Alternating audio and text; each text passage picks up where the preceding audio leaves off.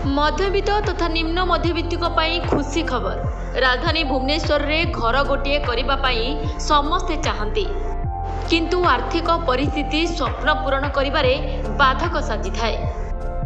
किंतु एबे आउ चिंता करिबार नहीं। कम मूल्य रे घर देबे राज्य सरकार, ता पुणी राजधानी भुवनेश्वर रे पीपीडी मोड़ रे घर तैयारी करने सरकार स्थिर करिसथि। घर तैयारी पाई टेंडर आह्वान कराजिबो। कोऑपरेटिव बैंक सह मध्य टाई अप करिवे सरकार। कोऑपरेटिव बैंक घर गुड़िकर रक्षणाबेक्षण करने सह ईएमआई संग्रह दायित्व नेबे। गृह एवं नगर उन्नयन मंत्री कृष्णचंद्र महापात्र कहते लॉटरी माध्यम रे घर दियाजिबो। केउ वर्गर लोके आवेदन करिपारिबे तार एक क्राइटेरिया मध्य रहिबो।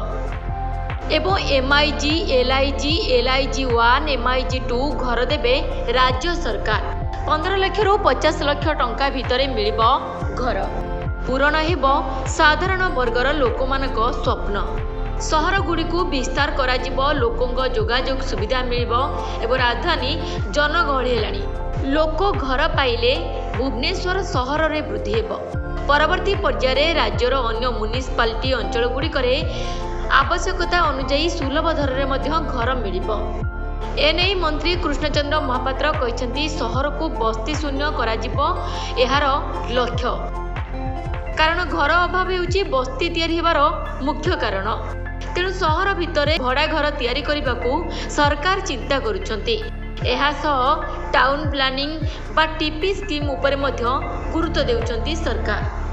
Bureau report, the political Hindu.